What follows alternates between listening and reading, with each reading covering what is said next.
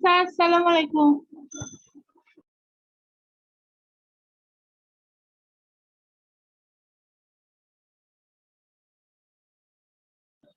Sir আসসালামু আলাইকুম।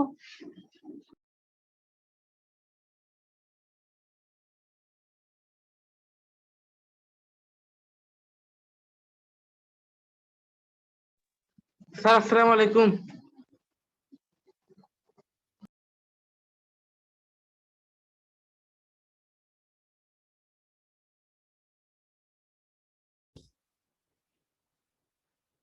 আমাকে ঠিক মতো শোনা যাচ্ছে? ইয়েস স্যার, শোনা যাচ্ছে। সবাই কেমন আছো? স্যার আলহামদুলিল্লাহ ভালো। তোমাদের বাকিরা কি আসবে? আমি একটু কতক্ষণ ওয়েট করি, তারপর শুরু করবো আর কি। Okay sir.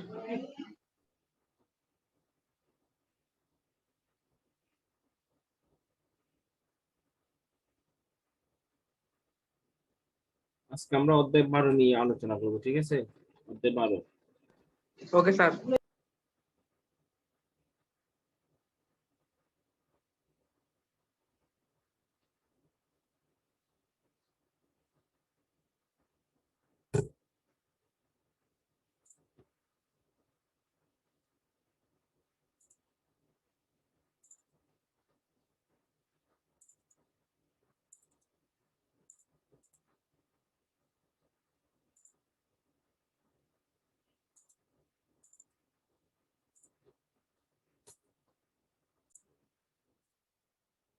ঠিক আছে, তাহলে আমরা শুরু করি। আজকে আমরা আলোচনা করব অধ্যায়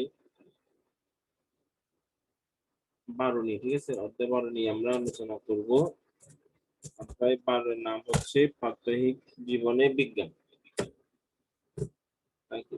তাই কি দেখি আমরা অধ্যায় 12টা কি আছে।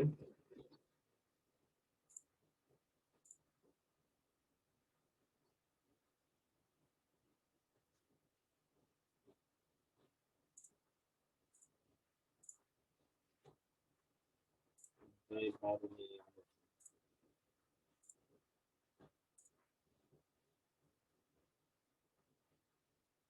আমার কথা ঠিক মতো শোনা যাচ্ছে? কিন্তু কনফার্ম করো।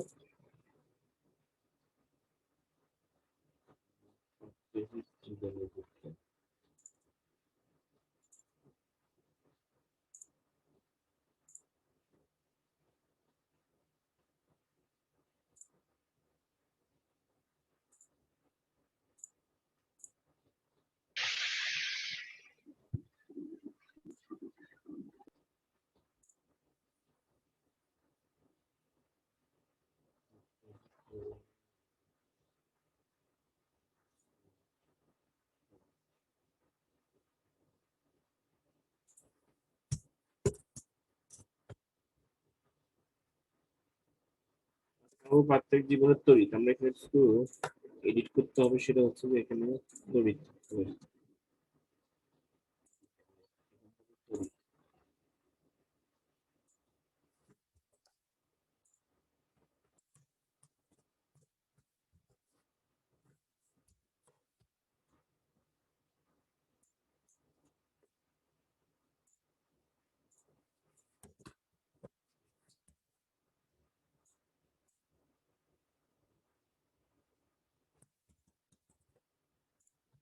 তারপরে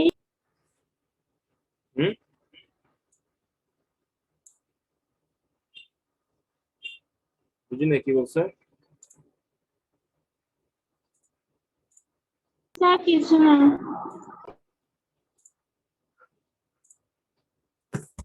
ঠিক আছে, আমরা শুরু করি। আজকে আমাদের নাম হচ্ছে প্রাত্যহিক জীবনের তড়িৎ নিয়ে আলোচনা করব। তাহলে দেখো, প্রথমে যে মেইন টপিকটা, সেই টপিকটার মধ্যে প্রথমে যেটা আছে আমরা সেটা হচ্ছে চলতড়িৎ নিয়ে আলোচনা করবো, ঠিক আছে? চলতড়িৎ আমরা জানি যে তড়িৎ দুই ধরনের। একটা হচ্ছে যে তোমার চলতড়িৎ, আর হচ্ছে আমরা জানি স্থির তড়িৎ, ঠিক আছে? তাহলে আমরা এখন চলতড়িৎ নিয়ে আলোচনা করবো। চলতড়িৎ নিয়ে আলোচনা করার প্রথমে দেখো আমরা এখানে কয়েকটা তড়িৎ বর্তনীর প্রতীক দেওয়া আছে। প্রথমে আমরা দেখবো তড়িৎ বর্তনী জিনিসটা কি। তড়িৎ বর্তনী কথাটা মানে হচ্ছে যে বিদ্যুৎ চলাচলের সম্পূর্ণ পথকে কি বলে? তড়িৎ বলে, মানে একটা তড়িৎ যখন কোনো একটা পরিবাহকের মাধ্যম দিয়ে গিয়ে আবার একই জায়গায় ফিরে আসবে, তখন তাকে আমরা বর্তনী বলি। বর্তনী হচ্ছে তড়িৎ চলাচলের সম্পূর্ণ পথকে বর্তনী বলে। তো বর্তনী যখন আমরা আঁকবো, একটা সিম্পল বর্তনী যখন আঁকবো, তখন আমরা কতগুলো প্রতীক ব্যবহার করি। কোষ, কোষ বলতে আমরা ব্যবহার করি ব্যাটারির ভিতরে যেটা দিয়ে তড়িৎ বিভবের পার্থক্য বোঝানো হয়, সেটা হচ্ছে যে কোষ। তারপরে আটটা যে জিনিসটা আছে সেটা হলো যে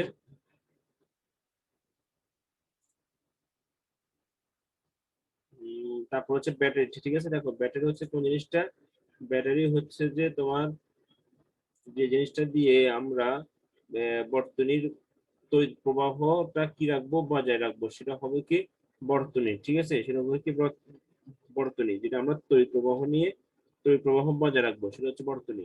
আচ্ছা, তারপর হচ্ছে যে পরিবাহী, তারপর হচ্ছে কি দেখো পরিবাহী তার। পরিবাহী তার কথাটা মানে হচ্ছে যে আমরা বর্তনীতে যে বর্তনীতে যখন দুইটা জিনিসের মাধ্যমে কানেকশন করব, সেটা আমরা তার দিয়ে কানেকশন করি, অবশ্যই সে তারটা হতে হবে কি পরিবাহী। এখানে অনেকগুলো ইয়ে দেওয়া আছে, আমাদের সিম্বল গুলো প্রতীকগুলো, এগুলো আমরা বর্তনী কাজে ব্যবহার করবো। তবে এখানে আরেকটা কথা বলা হচ্ছে, সেটা হচ্ছে যে রোধ।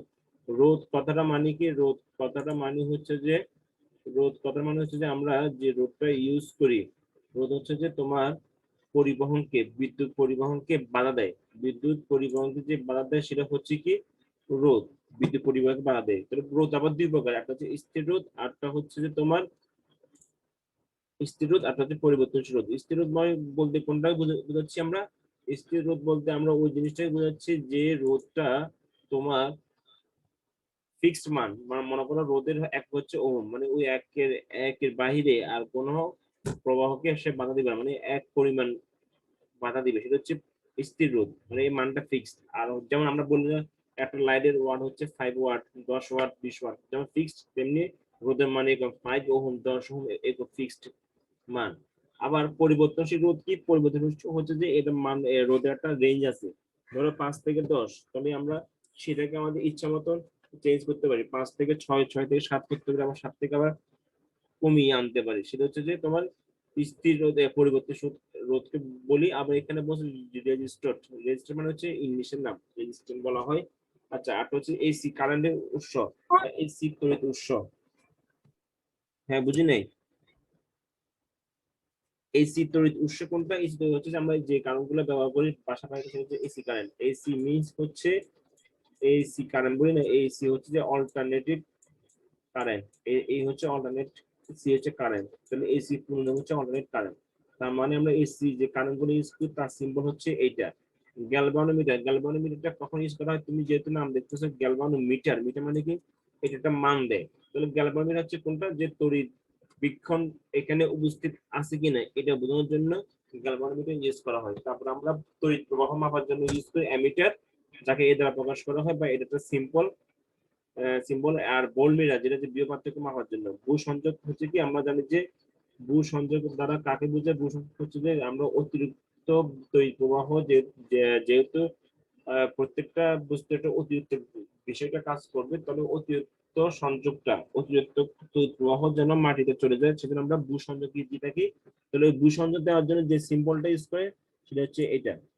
আচ্ছা, ব্যাটারি কার্যক্রম। ব্যাটারির মধ্যে আমরা দেখো ব্যাটারি আসলে ভিতরে একটা সেল হিসেবে কাজ করে। দুইটা প্রান্ত আছে, একটা হচ্ছে অ্যানোড, একটা হচ্ছে ক্যাথোড।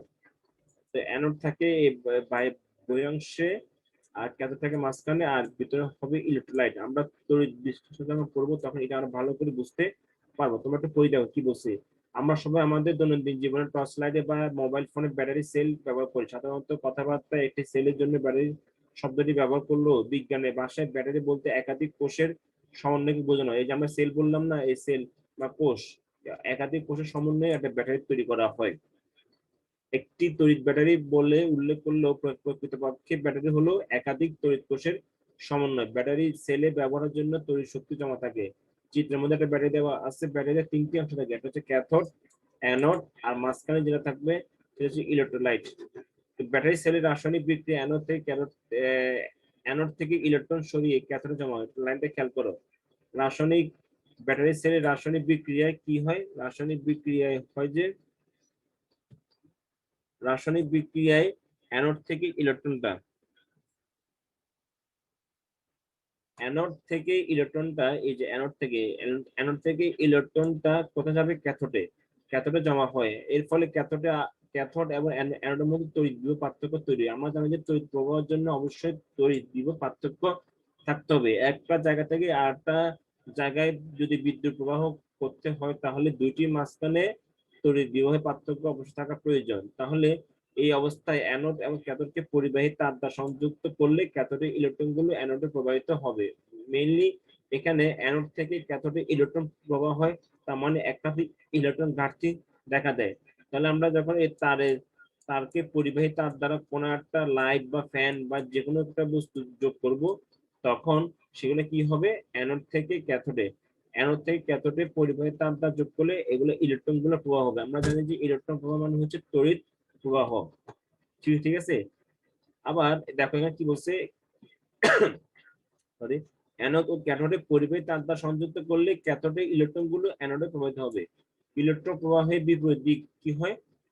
তড়িৎ বিদ্যুৎ প্রবাহ হয়। একটু খেয়াল করে, ইলেকট্রন হয় কি অ্যানোড থেকে, ধরো অ্যানোড থেকে ক্যাথোড দিকে যাবে, ধরো কে দিলাম, ক্যাথোডের দিকে যাবে ইলেকট্রন, তাহলে বিদ্যুৎ প্রবাহ হবে তার উল্টোটা, ক্যাথোড থেকে কোথায় যাবে? অ্যানোডে। এটা মনে রাখবো সবসময়, ইলেকট্রন প্রবাহ যেদিকে, তার তড়িৎ বা বিদ্যুৎ প্রবাহ হচ্ছে তার ঠিক বিপরীত দিকে। ঠিক আছে। তাহলে এখন আমরা বুঝতে পারলাম যে অ্যানোড থেকে ক্যাথোডে দিকে যাবে ইলেকট্রন এবং ক্যাথোড থেকে অ্যানোডের দিকে যাবে বিদ্যুৎ প্রবাহ।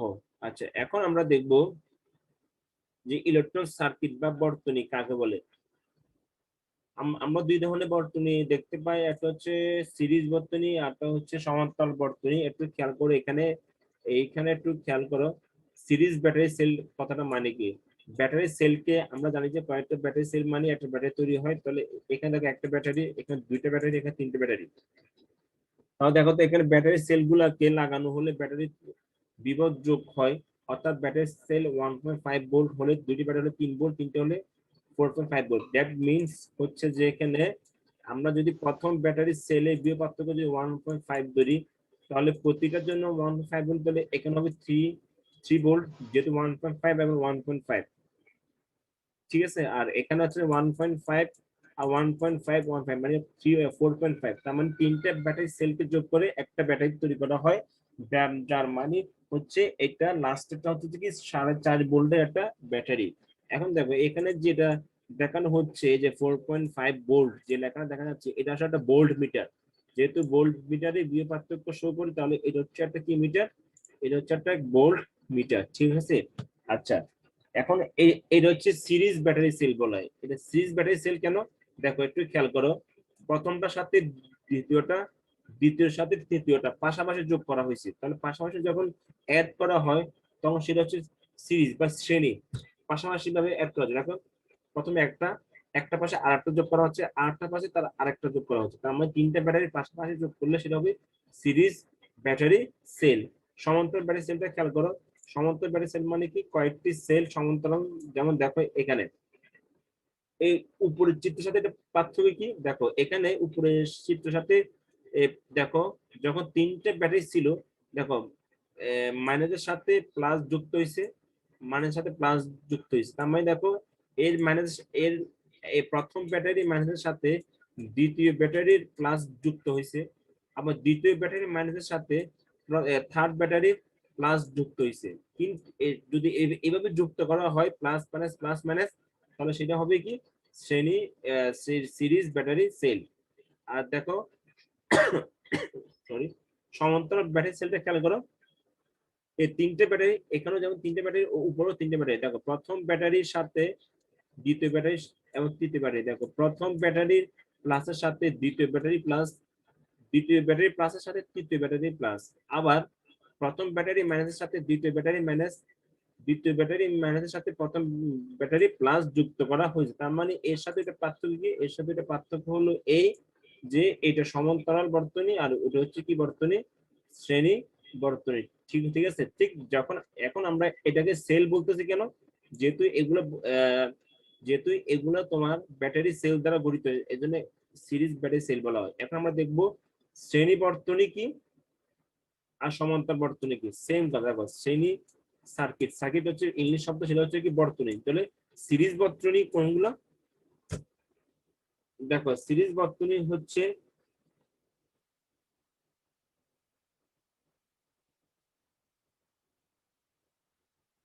দেখো সিরিজ সার্কিট হচ্ছে 5 একটি বাল্ব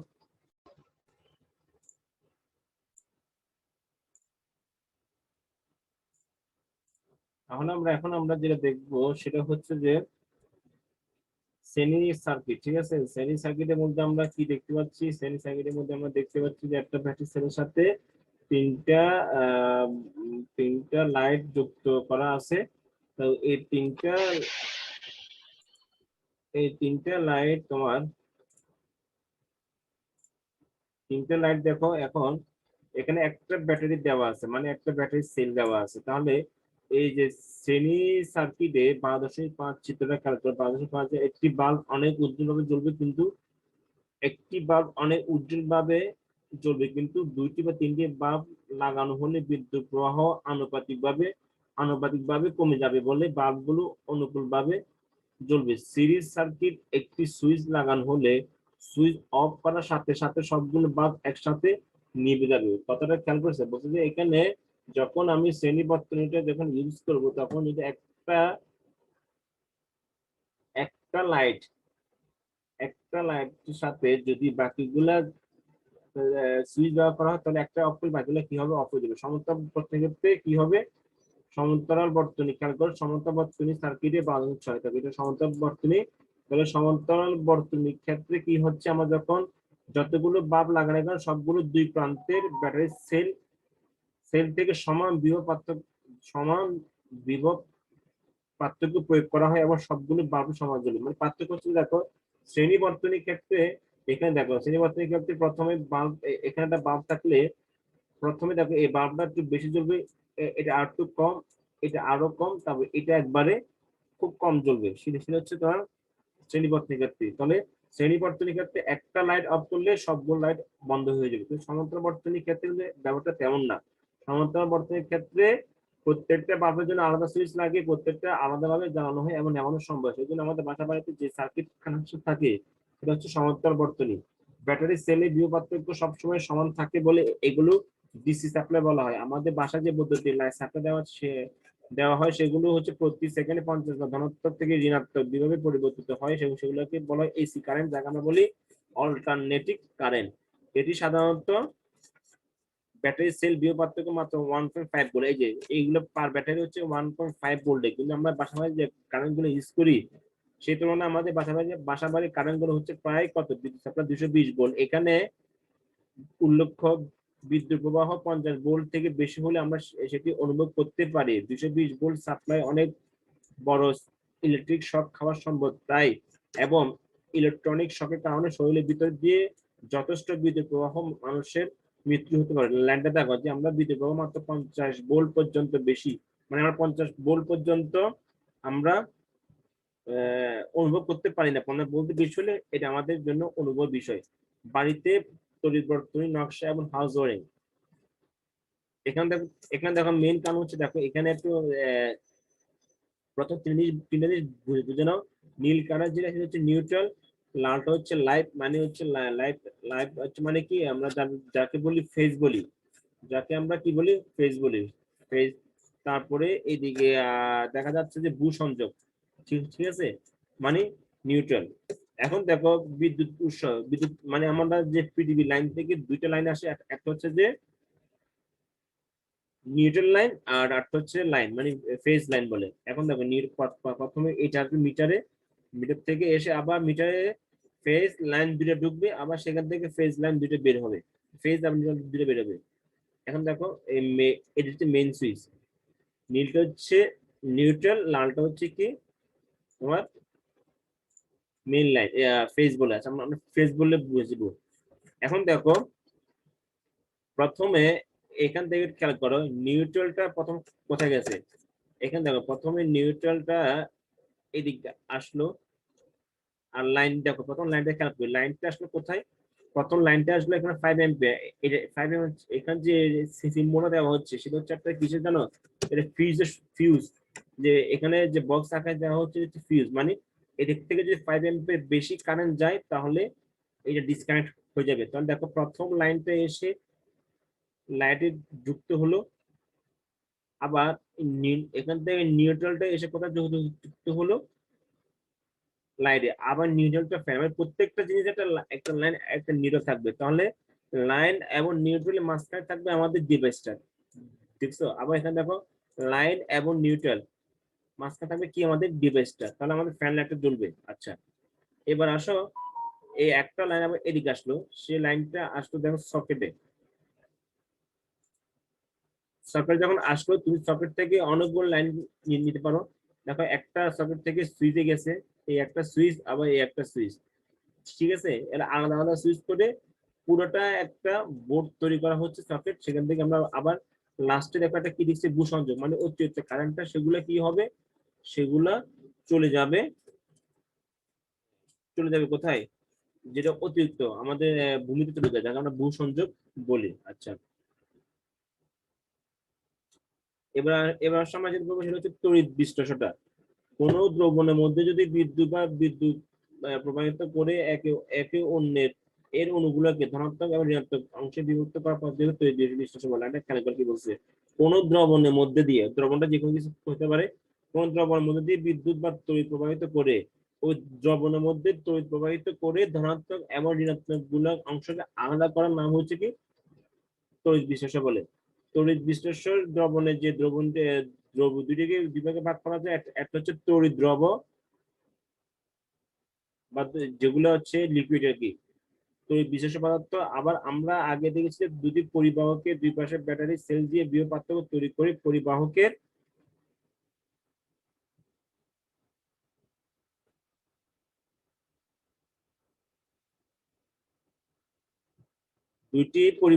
দুই পাশে সেল দিয়ে বিভব পার্থক্য তৈরি করা যায়, করলে পরিবাহকে মুক্ত ইলেকট্রন প্রবাহিত করে সেটা আমরা বিদ্যুৎ বলে থাকি। ঠিক যেমনি ভাবে আমরা পরিবাহককে তড়িৎ বিশ্লেষণ ব্যাটারি সেল দ্বারা যেহেতু বিদ্যুৎ প্রবাহ করতে হবে, ঠিক তেমনি আমরা তড়িৎ বিশ্লেষণ মাধ্যমে তড়িৎ প্রবাহ তড়িৎ বিভব পার্থক্য বজায় রাখতে পারি।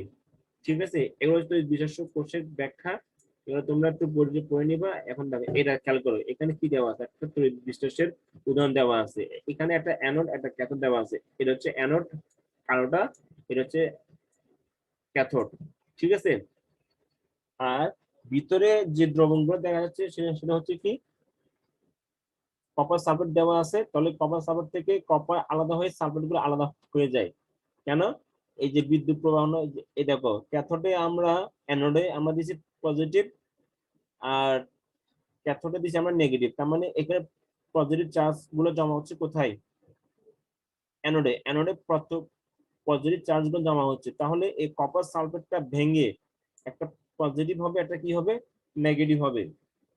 তাহলে আমরা জানি যে পজিটিভ নেগেটিভকে আকর্ষণ করবে আর নেগেটিভ পজিটিভকে আকর্ষণ করবে। যেহেতু কপার সালফেট ভেঙে পজিটিভ কপার আর নেগেটিভ সালফেট তৈরি হবে, সেই ক্ষেত্রে কি হয়, সেই ক্ষেত্রে নেগেটিভ গুলো পজিটিভ দিকে যাবে মানে অ্যানোডের দিকে যাবে, আর পজিটিভ গুলো যাবে নেগেটিভ দিকে মানে ক্যাথোডের দিকে যাবে।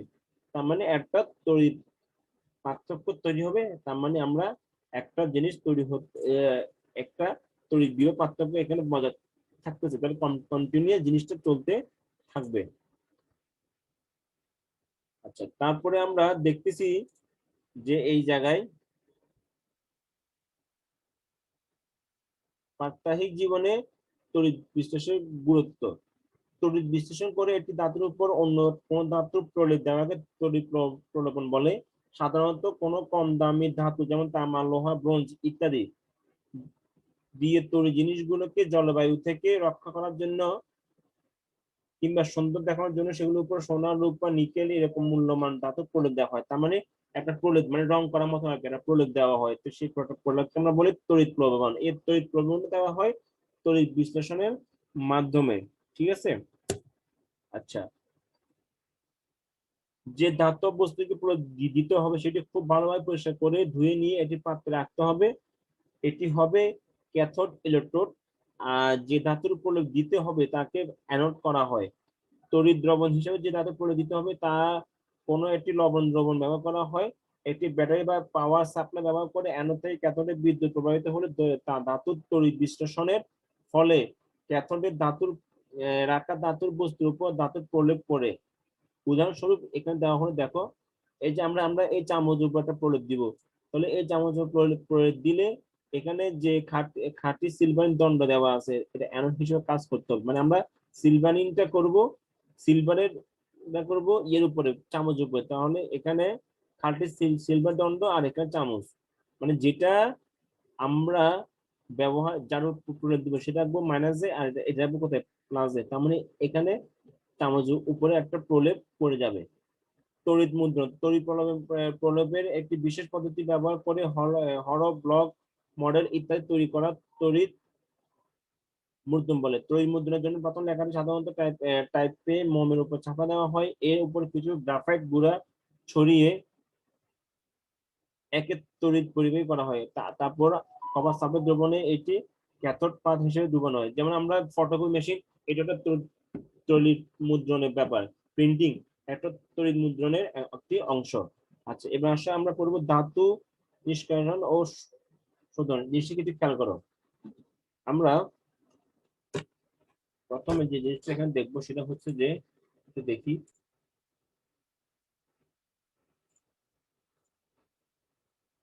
এবার দেখো আমরা পড়বো তড়িৎ ক্ষমতা।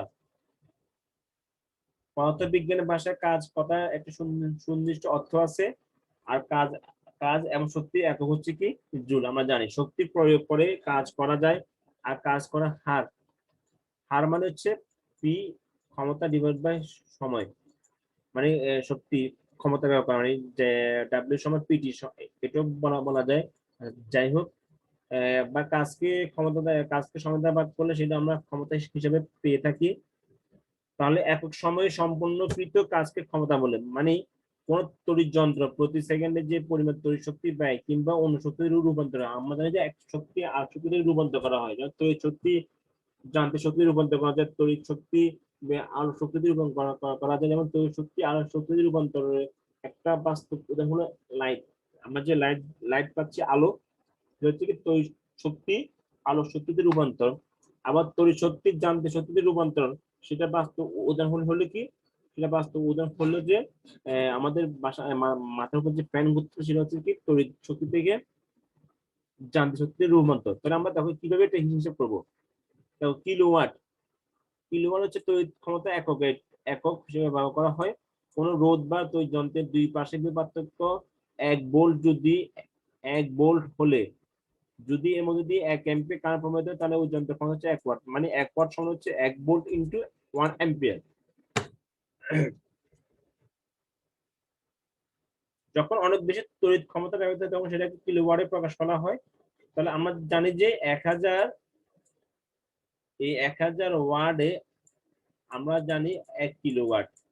ঠিক আছে, তাহলে 1 মেগাওয়াটে কত হবে, 2 4 6টা শূন্য। ঠিক আছে, আচ্ছা, কিলোওয়াট ঘন্টা, কিলোওয়াট ঘন্টা কি, এটা তড়িৎ ক্ষমতাটাকে ব্যবহার করার জন্য, বা তড়িৎ ক্ষমতাকে হিসাব করার জন্য কিলোওয়াট ঘন্টা ব্যবহার করা, মানে ঘন্টায় কত কিলোওয়াট ব্যয় হচ্ছে। 1 ওয়াট ক্ষমতা সম্পূর্ণ কোন তড়িৎ যন্ত্রের মধ্যে দিয়ে যদি 1 ঘন্টা ধরে তড়িৎ প্রবাহিত হয়, ফলে সেই পরিমাণ তড়িৎ শক্তি অন্য শক্তিতে রূপান্তরিত হয়। যেমন বাতি জ্বললে আলোক শক্তি, পাকা ঘুরলে যান্ত্রিক শক্তি পাওয়া যায়। তার মানে যদি একটা লাইট যদি 1000 ওয়াট হয়, কথা যদি 1000 ওয়াট হয় 1 ঘন্টা ধরে চলে, তাহলে আমরা তাকে বলতে পারি 1 কিলোওয়াট। 1 কিলোওয়াটকে আবার আমরা 1 কিলোওয়াট, 1 কিলোওয়াটকে আমরা আবার অন্য ভাষায় বলতে পারি 1 ইউনিট, যেটা বিদ্যুৎ বিল ব্যবহার করার সময় ইউজ করা হয়। ঠিক আছে, অনেক সময় ওয়াট ঘন্টা পরিবর্তে আমরা কিলোওয়াট ঘন্টা ব্যবহার করা হয়। আমরা আমরা ইচ্ছা করলে 1 কিলোওয়াট কতটুকু শক্তি ব্যয় করা যায়, কতটুকু শক্তি সেটা বের করা যায়। যেমন 1 কিলোওয়াট, 1 কিলোওয়াট ঘন্টা মানে কত, 1000 ওয়াট, আর ঘন্টা মানে 3600 সেকেন্ড। তার মানে যদি গুণ করো তাহলে ওয়াট সেকেন্ড হবে। তার মানে এত জুল, মানে এত, মানে 3.6 mega joule, 3.6 mega joule use হবে যদি 1 কিলোওয়াট 1 ঘন্টা ধরে চলে। আন্তর্জাতিক ভাবে তড়িৎ সরবরাহকে কিলোওয়াট ঘন্টা এককে পরিমাপ করা হয়। এর এককে বোর্ড অফ ট্রেড ইউনিট বা সংক্ষেপে ইউনিট বলে। যেমন এই যে বললাম 1 কিলোওয়াটকে আমরা সংক্ষেপে ইউনিট বলতে পারি। আমরা যে বিদ্যুৎ বিল পরিশোধ করি তা এই এককে হিসাব করা হয়। এখন আমরা কিভাবে হিসাব করবো? খুব সোজা। যেমন এটা সূত্র হচ্ছে যে পিটি বাই 1000, মানে ই সমান হচ্ছে যে পিটি পাওয়ার ইনটু সময় ডিভাইড বাই কি হবে 1000। তার মানে আমাদের বাসা বাড়িতে কত ক্ষমতা লাইট ফ্যান আছে সেগুলোর সাথে এক একটা লাইট ফ্যান কত ঘন্টা করে চলে তার সাথে গুণ করে 1000 দ্বারা ভাগ করলে সেটা কিলোওয়াটে কনভার্ট হবে এবং অথবা ইউনিটে কনভার্ট হবে। ধরো এখানে একটা উদাহরণ দেওয়া আছে, যেমন 60 ওয়াটের একটি বাল্ব প্রতিদিন 5 ঘন্টা চলে। ধরো একটা 60 ওয়াটের বাল্ব আছে, সেই বাল্বটা প্রতিদিন কয় ঘন্টা চলে? 5 ঘন্টা। তাহলে এই হিসাবে এক মাসের বিল কত আসবে সেটা আমাদের হিসাব করতে হবে। তার যেহেতু আমরা সূত্র জানি পি টি, তার মানে এখানে পি এর মান হচ্ছে 60, টি এর মান হচ্ছে 5 ঘন্টা, তাহলে কত? 5 12 60। ঠিক আছে, তাহলে প্রথমটি খেয়াল করি আমরা এখানে 60 হচ্ছে ঘন্টা আর টি এর মান টি, যেহেতু 5 ঘন্টা আর 30 দিনে, যেহেতু টি এর সময় টি এর মধ্যে পড়ে, তাহলে এটা কিভাবে হিসেব হবে? 5 ঘন্টা করে 30 দিন, তাহলে কত? 3 বাজে 15, 150। তার মানে এখানে হিসেব করলে 3 বাজে 15 আর নিচে হবে 1000। এটাকে ক্যালকুলেশন করলে আসবে যে 9, মানে 9 কিলোওয়াট পার আওয়ার অথবা 9 ইউনিট। তাহলে এটা হবে কি 9 ইউনিট। তাহলে 9 ইউনিট হচ্ছে, ধরো এটা হচ্ছে 9 ইউনিট। তাহলে যদি এক ইউনিটের দাম যদি 8 টাকা ধরি, যদি এখন আমাদের বাংলাদেশে পার ইউনিট 100 ইউনিটের নিচে পার ইউনিট ধরা হয় মেবি 5.5 টাকা অথবা 6 টাকা, ধরো এখানে 8 টাকা ধরছে, তাহলে পার ইউনিট যদি 8 টাকা হয় তাহলে এখানে কত হয়? 9 ইউনিট, তাহলে 8 9 72। তার মানে মাসে 72 টাকা আসবে যদি সে 60 ওয়াট 5 ঘন্টা চলে, 30 দিনে আসবে 72 টাকা। ঠিক আছে, তাহলে এইটুকু ব্যবহার এইভাবে আমরা আমাদের বাসা বাড়ির এগুলো আমরা হিসাব করতে পারি। তাহলে বাকি যেগুলো আছে সেগুলো আমরা নেক্সট ক্লাসে ইনশাআল্লাহ কভার দিব। আমাদের কালকে ক্লাস আছে, তাহলে আমরা বাকিগুলো নেক্সট ক্লাসে করার চেষ্টা করবো। তাহলে আজকের ক্লাস আমরা এখান পর্যন্ত নিচ্ছি। তাহলে সবাই ভালো থাকবে, সুস্থ থাকবে, বাসায় থাকার চেষ্টা করবে। আল্লাহ হাফেজ।